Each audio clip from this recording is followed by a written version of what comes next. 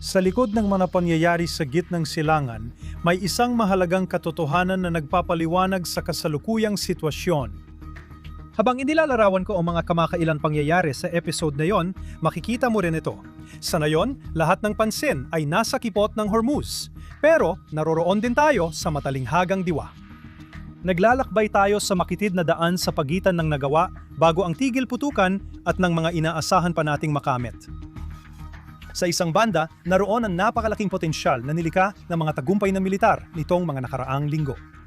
Sa kabilang banda, naroon ang realidad ng ating kaharap at ang kawalang katiyakan ng mangyayari. Pinakamainam na nailarawan ng dalawang analyst na na-interview ko sa aking programang Hebreo sa Radyo ng Galay Israel na yung linggo ang sitwasyon. Dalawang tao na aking na-quote na dati at na-interview dito sa podcast at pareho silang may interesting ngunit magkasalungat na pananaw tungkol sa mga kaganapang nangyayari. Ang una ay si Moshe Ashkenazi. Ipinapakita ni Moshe ang larawan ng isang rehimen sa Iran na wasak mula sa loob, mahina at paubos na ang oras. Para sa kanya, ang Iran ngayon ay tila hungkag na lamang, isang bansang dating may potensyal maging leader sa rehiyon, ngunit naging bihag ng maliit at malupit na elite. Inilarawan niya ang populasyon na pakiramdam ay nakakulong, nakikinig sa kanilang mga pinuno na nagdedeklara ng tagumpay habang sila ay naghihirap para sa mga pangunahing pangangailangan tulad ng tubig. Sinabi niyang mas mahina na nayon ang pamunuan ng rehimeng Iranian, kulang sa karanasan, autoridad at pananakot na dati nilang meron. Tinukoy ni Ashkenazi ang ekonomikong pag-iisa, pagbagsat ng mga proxy ng Iran, kawalang kakayaang buin muli ang infrastrukturang militar, at lumalaking pagkadismaya ng mga karaniwang Iranian. Naniniwala siyang sugatan ang rehimen sa militar, ekonomiya at lipunan at ang totoong banta sa kanila ay galing na rin sa loob. Dati akala niya babagsak ang rehimen sa 5 taon, pero ngayon mas maikli pa ang tingin niyang panahon bago ito mangyari. Pero may isa pang pananaw mula kay Dr. Doron Matza. Nagbabala siya na hindi otomatikong nagiging estratehikong tagumpay ang mga taktikal na tagumpay. Nagbibigay siya ng paghahambing sa mga nakaraang labanan sa Gaza, kung saan nakamit ng Israel ang malinaw na mga taktikal na tagumpay sa paglipas ng mga taon sa pamamagitan ng pagtutok sa mga lider, pambobomba at operasyonal na dominasyon sa maraming sagupaan laban sa Hamas. Gayunpaman, hinarap natin ang estratehikong sakuna noong Oktubre 7. Ayon sa kanya, natutunan ng Iran, gaya ng Hamas dati, kung paano gamitin ang kahinaan ng kanluran. Ibinida ni Matza ang 3 mahalagang punto. Una, digmang ekonomiya. Ginawang sandata ng Iran ang pagdepende ng kanluran sa katatagang pang-ekonomiya na nagdudulot ng mga dilemang kumitigil sa aksyon ng Amerika. Pangalawa, may pagkakahating kultura. Pinapahalagahan ng mga lipunang kanluranin ang kaginhawaan at kalidad ng buhay, samantalang ang pamunuan ng Iran ay handang tiisin ang hirap para maabot ang kanilang mga pangmatagalang layunin. Pangatlo, ang tinawag niyang pag-aatubili ng US. Kahit matindi ang mga pahayag, mas nais ng Washington ang negosasyon at presyur mula sa hukbong dagat kaysa tiyak na operasyonal na aksyon.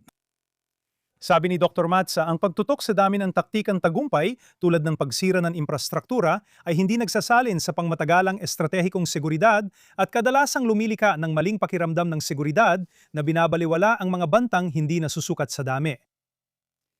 At nagdagdag pa siya ng tahasang babala. Ang kasalukuyang paghinto, ang matagal na paghihintay, ay nagbibigay ng oras sa Iran para muling magtipon, magtayo muli at maghanda ng sarili nitong mga sorpresa.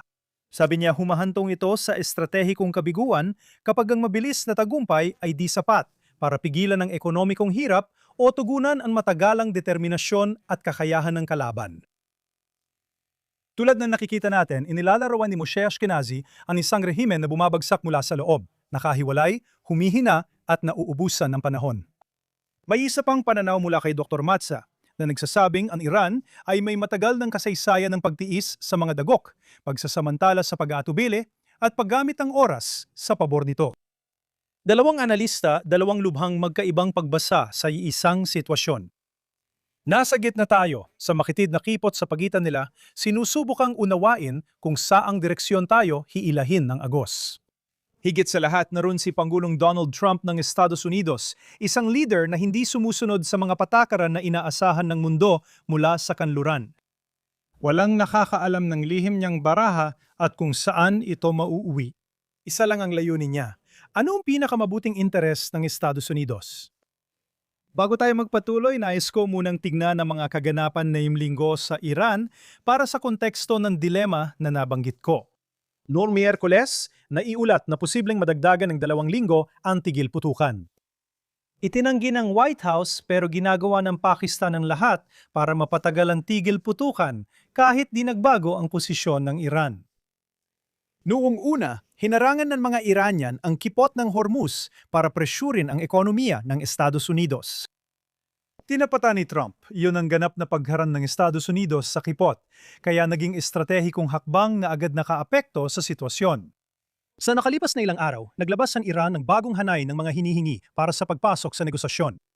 Mga kondisyaw itinuturing na di makatotohanan, kabilang ang mga rekisitong labis na maglilimita sa mga gawaing militar ng Estados Unidos at ng rehiyon. Sa pulong ng Konseho ng United Nations ngayong linggo, humingi ang Iran ng bayad pinsala mula sa mga bansang Arabo na umano'y umatake sa kanila.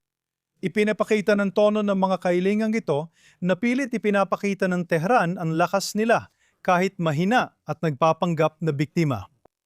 Sana natin ito nakita dati? Sa kabila ng tigil putukan, nagsagawa ang Iran ng mga pag-atake sa mga bansang Arabo sa Gulpo, nilalabag ang mga naunang kasunduan.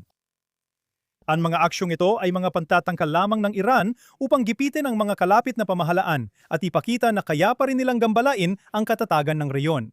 Nagpatupad ang Iran ng bagong limitasyon sa paglalayag sa Strait of Hormuz na nagdulot ng kawalang katiyakan sa komersyal na paglalayag at nagpataas ng pangamba sa kalayaan sa paglalayag sa isa sa pinakamahalagang daan ng tubig sa mundo.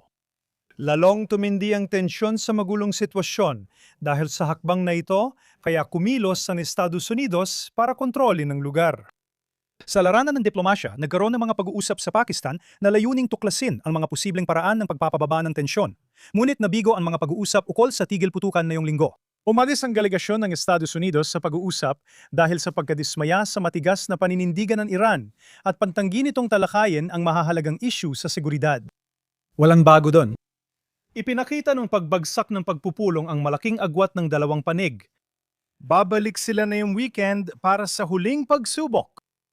Pinapakita ng mga pangyayaring ito ang isang rehimen na sabay nagpapakita ng paghamon, sinusubok ang mga limitasyon, at sinusubok ang hubugin ang naratibo.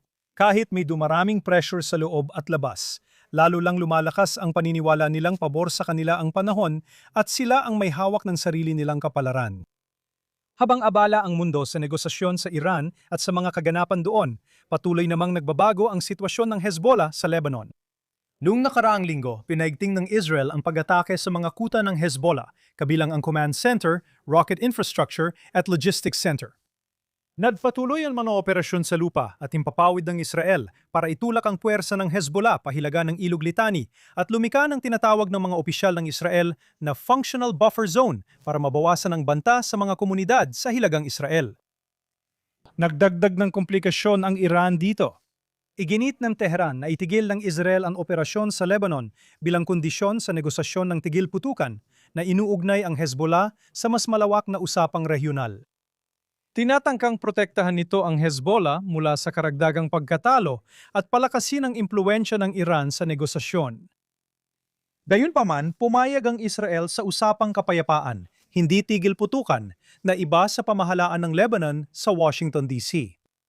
Sa unang round ngayong linggo, ipinakita ni Embahador ng Israel sa Estados Unidos na si Yael Later ang matinding optimismo.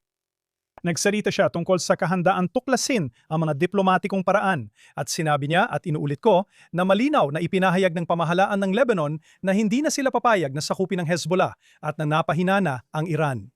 Lubhang napahina ang Hezbollah. Sabi pa ni Later, ito ay pagkakataon.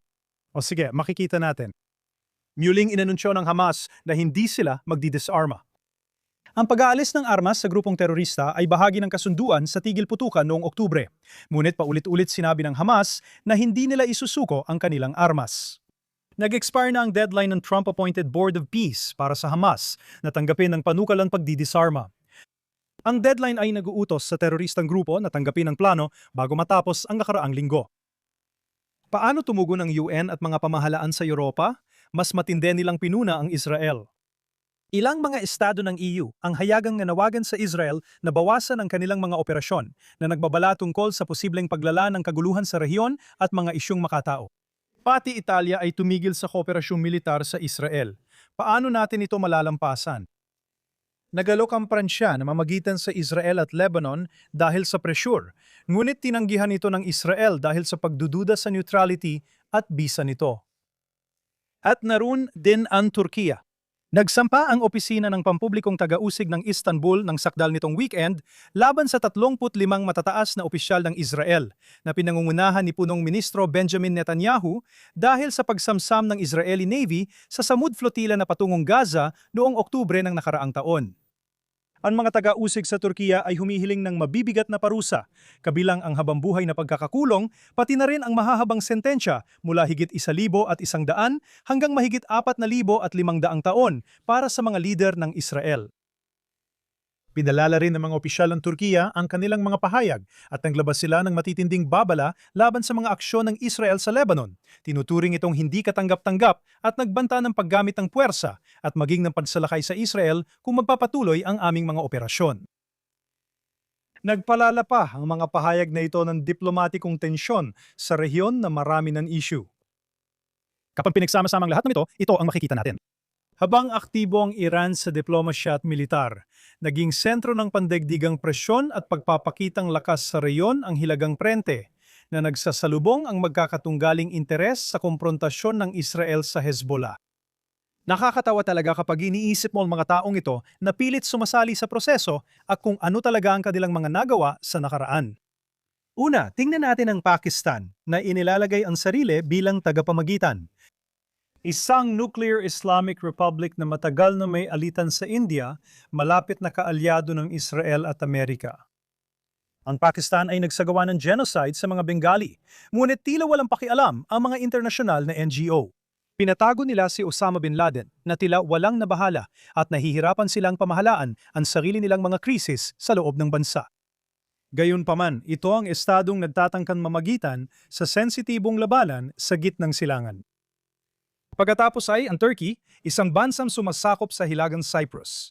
Ginagamit ito ang dahas para kontrolin ang mga rehiyong Kurdish at itinatanggi pa rin ang Armenian genocide na sila ang may gawa. Ngayon, sila pa ang nagtuturo ng moralidad sa Israel at nagbabantang sakupin kami. Ang gobyernong ito ay nag-iislamisa ng sarili nilang bansa pero nagsasalita tungkol sa karapatang pantao sa ibang bansa. Kahanga-hanga ang kanilang pagkukunyari. At sa huli, Pransya. Madalas na nagbanggaan si Pangulong Macron sa Israel at US, pero ngayon hinihingi ng Pransya ang sentral na papel sa Lebanon. Ngunit ang leader na nagpatupad ng embargo sa armas humaran sa mga flight na may dalang supply militar at kinundena ang mga operasyon ng Israel ay hindi maaring tanggapin bilang neutral na tagapamagitan. Kamakailan hindi pinayagan ng Pransya ang mga eroplanong militar ng US na may supply para sa Israel na dumaan sa kanilang himpapawid. Hindi ganyan ang asal ng bansang may papakilalang tapat na tagapamagitan. At ang record ng Pransya sa Lebanon ay malinaw na. Sa ilalim ng UNIFIL ng Pransya, lumobo ang arsenal ng Hezbollah mula 15,000 rocket matapos ang ikalawang digmaan sa Lebanon hanggang daan-daang libo ngayon. Kasama na ang mga drone at depensa sa himpapawid na 10 beses tumaas sa harap mismo ng puwersang ngayoy humihiling na manguna sa negosasyon. Nagbahagi si Amir Whitman, isang Israeli komentarisya, ng kawili-wiling pananaw tungkol sa sitwasyon kaugnay ng Pransya. Ayon kay Whitman, higit 250 Hezbollah na terorista ang napatay sa operasyong militar ng Israel sa Lebanon. Halos walang mga sibilyang walang kinalaman ang nasaktan. At ang porsyento ng mga kasapi ng Hezbollah sa mga nasawi at nasugatan ay mas mataas ng malaki sa 80%. Sa lahat ng pamantayang operasyonal, pambihirang tagumpay iyon sa paglilimita sa mga sibilyang nasawi at nasugatan. Maraming medyang Europeo ang ipinalabas na parang inatake ng Israel ang mga inosente. Sinabi niya na inulit ng Pangulo ng Pransya ang ganoong pananaw kahit alam ang totoong nangyari. Binigyang diin ni Whitman na hindi ito pagkakamali, kundi sinadyang baling paglalarawan na palaging inuulat ng pangunahing media sa Europa. Tungkulin lang ng Pransya ang magtatag ng tiwala. Sa halip hinaran nito ang armas sa umaga, mali ang paglalarawan sa kilos ng Israel sa hapon at humiling na mamagitan sa gabi. May ilan, hindi ako, na nagsasabing halimbawa ito lang sindrom ng inaabusong asawa. Kaya bumabalik ako sa aking sinabi kanina. Ang mas malalim na issue ang nag-uugnay sa lahat ng ating napag-usapan. Ang kilos ng Iran, paglala ng Hezbollah, diplomatikong pagkukunyawari ng Pakistan, Turkey, Pransya at presyur ng Europa. Sa likod nito ay may mahalagang katotohanan tungkol sa kanluran na nabanggit ko na dati. Ang Israel ay lumalaban bilang isang bansang sugatan, nakasaksi ng pagpatay sa magulang, sanggol, inabusong kababaihan at wasak na pamilya. At bilang tugon, ang Israel ay naging isang bansa ng mga leon. Isang bansang nagpapayanig sa kaaway, uhaw sa ganap na tagumpay at nauunawaan ang moral na kaliwanagan bilang tunay na karanasan, hindi lang islogan. Isang bansa kung saan ang mga kaaway ay nabubuhay na parang may buhanging orasan sa ibabaw ng kanilang ulo dahil bawat araw sa Israel ay panibagong kabanata sa kwentong digmaang nasusulat habang nagaganap. At ano ang diwa ng lakas na ito? Ito ay ang ating kahandaang iwan ang buong buhay, ang ating mga pamilya, trabaho, ang ginhawa, magsuot ng uniforme, humawak ng sandata, at maging handang isakripisyo ang lahat. Ito ang kakayahan tukuyin ang kaaway, bumalik sa mga batayang konsepto ng pagtatanggol, tagumpay, pagpapanatili ng teritoryo at pagprotekta sa bayan. Ito ang kakayahang magpatuloy kahit ang mga araw ay maging linggo, ang mga linggo ay maging buwan, at ang mga buwan ay maging taon. Kapag lumalaki ang mga bata na wala ang ama at bumabagsak ang negosyo dahil nasa tungkulin ang may-ari, patuloy tayong sumusulong hanggang matapos ang misyon. Ito ay isang bagay na hindi na nauunawaan ng kanluran dahil wala ng bansang kanluranin na yon na handang maglaan ng ganung pagsisikap para gawin ang mga sakripisyong iyon o akuin ang mga gastos na hinihingi ng totoong digmaan. Lalo pang pinatingkad ng sigalot sa Iran ang isyong ito. Sa loob ng mga dekada, ang individualismo ay nagbunga ng henerasyong ayaw o di kayang maglingkod, lumaban o ipagtanggol ang sariling bansa sa kanluran. Nakalimot ang marami kung ano ang digmaan at nakalimutan nilang hindi ligtas at matatag ang mundo gaya ng inakala nila noong sila'y lumalaki. Tingnan mo ang mga kabataan sa Europa, Espanya, Pransya, Alemanya, Italia, dating dakilang Britanya, Australia at Canada. May sinuman bang talagang makaiisip na isusugal nila ang buhay nila habang nakauniforme, magpatakbo ng tangke, magsanay para sa labanan sa lungsod at tumakbo sa silungan habang may bumabagsak na misil? Malinaw ang agwat. Sa kanluran, ang bigmaan ay parang bahagi lang ng nakaraan at dapat manatili sa kasaysayan, hindi sa kanilang kasalukuyang buhay. Kahit sa Amerika, na may pinakamalakas na volunteer military sa buong mundo, kailangan makipaglaban ng Pangulo sa media, opinyon ng publiko at bigyan katwiran ang operasyon sa Iran. Nakikipaglaban ang kanluran ng makatao, hindi ng lubusan. At iyan ang dahilan kung bakit 10 beses na mas matagal bago makamit ang tagumpay. Iyan ang dahilan kung bakit may mga tigil putukan, pansamantalang paghinto at mga makataong daanan. Hindi matanggap ng kanluran ang katotohanan. Kita mo, hindi lang ito tungkol sa Iran. Hindi lang ito ukol sa Lebanon. Hindi lang ito tungkol sa Israel, kundi pati sa kanluran. Sa kabila ng kapangyarihan, yaman at institusyon ng kanluran, tila hirap pa rin itong ipaglaban ang sarili. Isang kanluran na nag-aatubili sa agresyon, nagdududa sa sariling kaalyado, nagtuturo ng moralidad, ngunit binibigyan ng lakas ang mga diktadurya na gustong pahinain ito. Kamangha-mangha ang kabalintunaan. Yung mga bansang ayaw ipagtanggol, ang sarili sila rin ang unang humusga sa mga gumagawa nito. Para bigyan kabuluhan ng buhay nila, maraming taga-kanluran ang naghahanap ng isyong panlipunan na maipagyayabang online. Hindi naman ganon kasama ang panahon, kaya ang mga mahihinang diktador ng katarungang panlipunan ay nakatuon na yon sa Israel. Walang mas malinaw na nagpapakita ng kontradiksyon na ito, kundi ang bagong flotilla na papunta na yon sa Gaza. Isang flotilla ng mga aktivistang mula sa mga bansang umiiwas sa sariling banta, tumatangi sa digmaan, at iniiwasan ng responsibilidad sa sariling seguridad. Ngunit sa kung anong dahilan, tila walang kapagurang lakas ang mga ito para tutulan at kondenahin ang Israel at sadya at sabik na kumakampi sa mga organisasyong nagmamanipula ng daraya at ginagawang sandata ang makataong wika para sa sarili nilang interes. 39 na bangka na may mahigit 300 sakay ang umalis mula Barcelona at may dagdag pang mga sasakyan dagat at kalahok na sumali sa convoy sa mga daungan sa ruta. Ayon sa tagapagayos, inaasahang aabot sa maigit 80 bangka at 1,000 kalahok ang flotilla. Pinagsasama ng Global Sumud Flotilla ang mga aktivista, mga manggagawa sa ayuda at internasyonal na taga-suporta na nagsasabing layunin nilang hamunin ang mga restriksyon na pumipigig sa mga makataong organisasyon na makapag-operate sa Gaza, hindi direktang maghatid ng tulong. At sa totoo lang, maiintindihan mo kung bakit nila ginagawa ang hakbang na ito kapag nakita mo ang kalagayan ng mga taga-Gaza. Ang gutom, gaya na nakikita mo dito sa video, at ang mga karahasang ibinabahagi sa mga site, pati na rin ang bigat ng binaranas ng mga medical staff. Grabe ang sitwasyon, napilitan pa silang mag-imbento ng mga pangyayari. At gaya na nakikita mo, lahat ito ay makikita sa social media. Hindi ito itinatago ng mga Arabo, pero patuloy pa ring pinalalaganap ng mga kunwaring tagapagtaguyod ng katarungang panlipunan ang kasinungalingan. Ang flotilla na papunta roon at ang pagtutok sa Gaza at paghihirap habang itinatanggi ang tunay na kalagayan ng buhay nila doon. Ito ang araw-araw na kasinungalingang nakabatay sa makasaysayang kasinungalingan. Hindi ko itinatanggi na may mga nawasak na lugar sa Gaza. Meron nga. Isa itong kinakailangan bunga ng digmaang ito. Kinailangang buwagin ng Israel ang militar na infrastruktura ng Hamas na itinayo sa loob ng 20 taon. Isang infrastruktura na sadyang inilagay sa loob ng komunidad, paaralan, ospital at apartment. Halos bawat bahay ay konektado sa mga lagusan at may taguan ng armas sa mga silid ng bata. Hindi pa kasama ang mga kopya ng Mein Kampf na natagpuan sa mga bahay na ito. Tiniyak ng Israel ang paglilipat ng mga sibilyan para sa kanilang kaligtasan.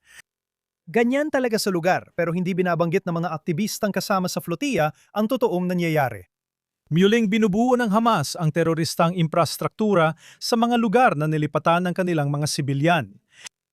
Kung talagang magmamalasakit ang mga aktivistang ito sa mga taga-Gaza, babalaan nila sila. Hindi itaguyod ang Peking genocide, kundi tunay na magmalasakit sa kanila. Babalaan nila sila sa posibleng mangyari kapag nagtatago ang Hamas sa gitna ng mga sibilyan. Babalaan o paalalahanan sila kung paano laging nauuwi ang siklong ito. Sa halip na gumawa ng isang bagay na maaring tunay na makapagsalba ng buhay, mas pinili nilang magpakitang tao sa ibabaw ng barko. Dahil walang anumang pangunahing nagbago. Hindi tungkol sa okupasyon ng sigalot na ito sa mga Arabo rito. Hindi ito kailanman tungkol sa mga hangganan. Hindi ito kailanman tungkol sa lupa. Laging may mas malalim na dahilan. Ang matinding pagtanggi ng Islam sa sinumang ayaw magpasakop sa kanila. Ang konsepto ng Islam ay pananakop at pagpapasa ilalim sa mga hindi naniniwala, ang kufr. Kaya sa kasaysayan, inapi nila ang bawat minorya at hindi Islamikong komunidad sa mga nasakop nilang teritoryo sa labas ng Arabian Peninsula. Ang pag-iral at kakayahan ng Israel na ipagtanggol ang sarili ay hamon at salungat sa pananaw na yon na pinabubulaanan nito. Dahil dito binuo ang isang salaysay na inihay ng kaakit-akit para sa mga kanluraning tagapakinig na di na naunawaan ang digmaan, sakripisyo o halaga ng pagtatanggol sa bansa. Ginagamit na ngayon ang salaysay na yon para manipulahin sila. Kaya ang flotilla ay simbolo na ngayon ng kalituhan ng kanluran, hindi ng makataong malasakit. Kanluran na ayaw magtanggol sa sarili pero mabilis humusga sa mga nagtatanggol sa sarili. Isang kanluran na umiiwas sa totoong banta, pero mabilis tanggapin ang mga kwentong tugma sa kanilang moral na pantasya. Patuloy tumatangi ang kanluran na umunawa. Sa nakalipas na 30 buwan, ang isyu ng Gaza ay naging daan, isang dahilan parang mga grupo ng migranteng Muslim sa mga lungsod sa kanluran ay lumabas sa inyong mga lansangan. Ang mga demonstrasyon para sa Gaza sa mga lungsod sa kanluran ay mabilis na lumawak, naging pagtitipon na nakasentro sa pagkakakilanlang Islamiko at panawagan para sa nagkakaisang bansang Islamiko at pag-aalsa. Matatapos ang digmaan dito, pero ang mobilisasyong nilikha ng mga kilusang yon sa mga kabisera ng kanluran ay hindi agad mawawala. At ang tanong na kailangang itanong ng kanluran sa sarili nito ay simple lang. Sa tingin mo, kanino ililipat ang energyam iyon? O ang mga Hudyo ang laging unang tinatarget, paulit-ulit na napatunayan sa kasaysayan. Hindi naman yun ang pinakahuling layunin. Simula pa lang yun. At ang totoong laban ay palaging sa mas malawak na lipunan, sa kahit sinong hindi sumasang-ayon sa kanilang ideolohiya, pananaw sa mundo, o paniniwalang panrelihiyon. Nagsisimula sila sa mga Hudyo pero susunod din ang tinatawag bilang mga Kristiyano. Ibig sabihin, ang susunod na target ay ang di mananampalataya, ang tagalabas at ang secular na kanluraning nag-aakalang universal na mga pagpapahalaga, ang pluralismo at pagpapaubaya. Hindi naman. Malapit nang matuto ang kanluran sa masakit na paraan. Sa loob ng maraming siglo, ang mga ambisyong ekspansyonista ng Islam sa Europa ay napigilan sa pamamagitan ng puwersa at mga hukbo. Nang malaman nilang di posible sakupin ang Europa sa militar, lumitaw ang ibang estratehiyang demografiko, kultural at ideolohikal. Binuksan ng kanluran ng daan, migrasyon ang bagong harapan. Hindi nawala ang paniniwala sa pananakop sa ngalan ng relihiyon, nagbago lang ito ng anyo. Ang nakikita natin ngayon ay bunga ng matagal na proseso, isang kumikilos ng organisado, kumpiyansa at masiglang kilusang Islamiko sa mga lipunang kanluranin. Natuto ng gamitin ang kalayaan sa kanluran para isulong ang layuning kaliwas sa mga pagpapahalaga nito. Hindi pa rin ito napapansin ng kanluran. Mas masahol pa, alam nila pero pinipili nilang magbulag-bulagan.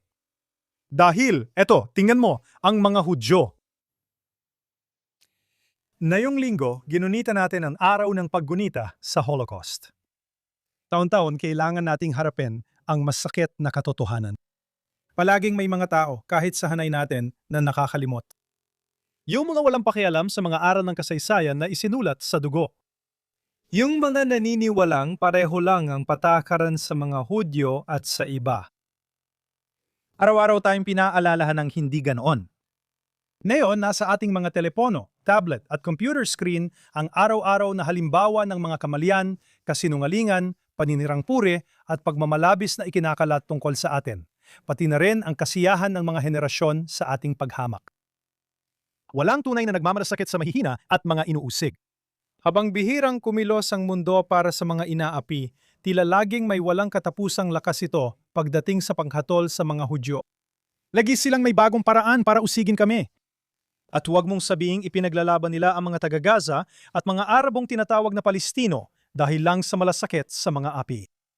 Hindi sila mga inuusig at inaaping minorya.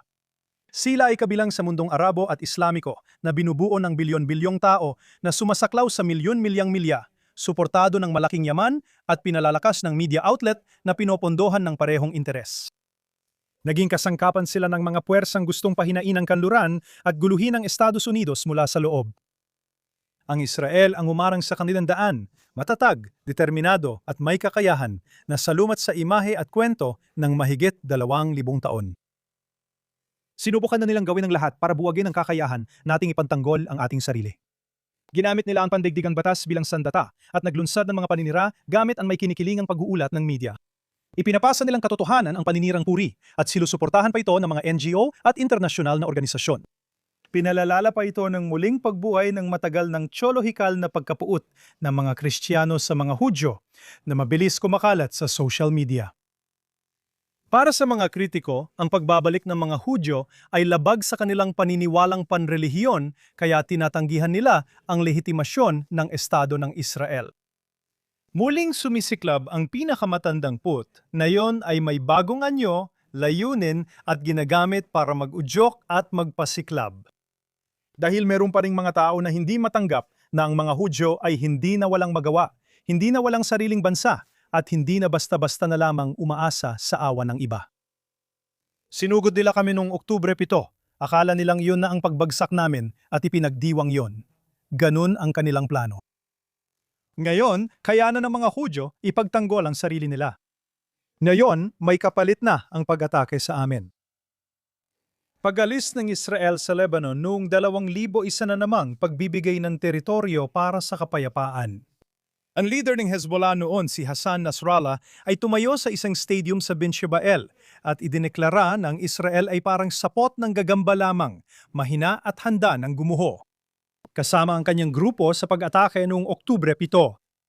Napatay si Nasrallah noong Setyembre 2024 ng Air Force ng mga tinawag niyang sapot ng gagamba.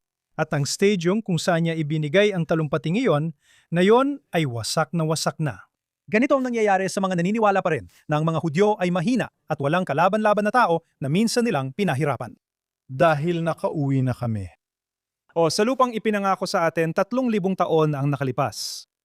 O may ekonomiya at lakas at kakayahang hindi mo maiisip. At oo, may impluensya sa rehiyon at maging sa buong mundo. May kakayahan at determinasyon tayong lipulin ang anumang bantang bumabangon laban sa atin, hindi dahil sa paghihigante, kundi dahil alam natin kung ano mismo ang mangyayari sa atin kung hindi natin ito gagawin. Kaya oo, masanay ka na. Lampasan mo na yan. Pagkatapos, humiyak ka ng malalim at buksan mo ang libro.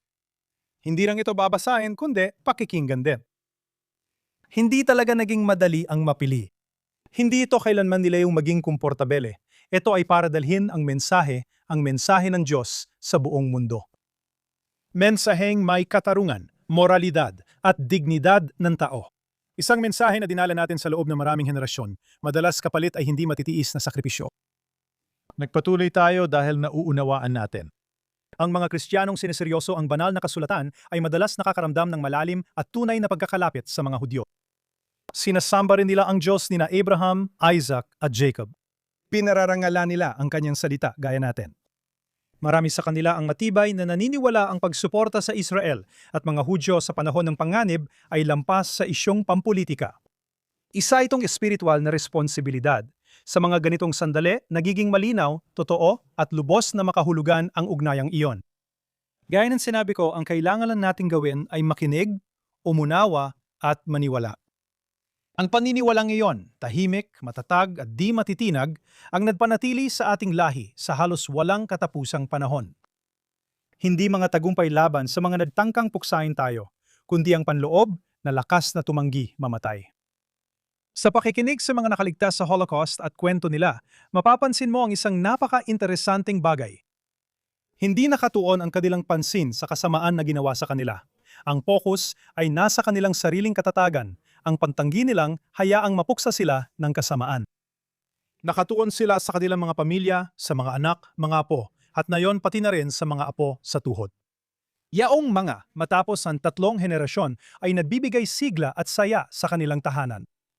Ipinagmamalaki nila ang bilang nila hindi ang numerong sinunog ng Nazi sa braso, kundi ang kumikislap sa puso at bawat bagong sanga ng kanilang pamilya. At sila ay namumuhay ng masagana sa isang lupain na wala pang isang siglo ang nakalilipas, ay isang pangarap lamang sa gitna ng dilim. Hanggang ngayon, may ilan pa ring itinatanggi ang ugnayan natin sa pananampalataya, kasaysayan at lupain. Sabi nila, hindi tayo inapo ng mga tumayo sa Sinai, hindi tayo tagapagmana ng naglakad dito, at hindi rin tayo ang may pangalang nakaukit sa bawat bato ng lupain na ito. Ang mga tinig na umusig sa atin bilang mga Hudyo ay siya ring nagsasabing hindi tayo totoong Hudyo. Ang mga parehong tao na umusig sa atin dahil sa ating pagkakakilanlan ay sila ring tumatanggi sa pagkakakilanlan na yon sa sandaling tayo ay tumindig ng taas, no? At sa isang banda, tama naman sila. Hindi natin sila masisisi dahil hindi tayo ang mga Hudyo na kilala nila.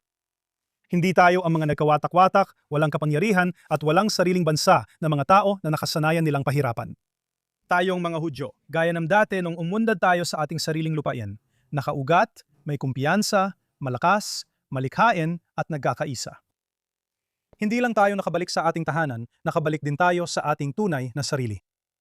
Kaya ang mga paratang nila sa atin ay pawang mga bulong sa hangin, alingaw ng nakaraan at hungkag na tunog ng lumipas na araw.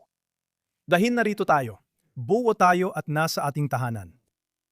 Mayong linggo, ipagdiriwang at pahahalagahan natin ang 78 taon ng kalayaan.